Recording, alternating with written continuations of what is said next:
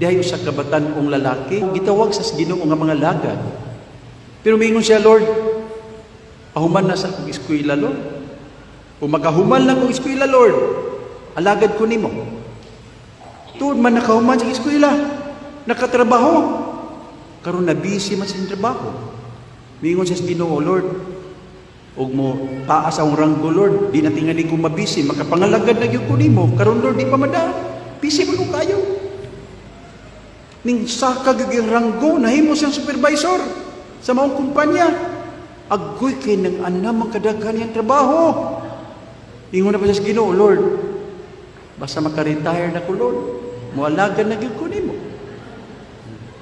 Tuon man, naka-retire gyud siya. Hayahay na ta siya. Naluya bitaw. Nasakit. Check up doktor. Agoy. Grabe nga sakit.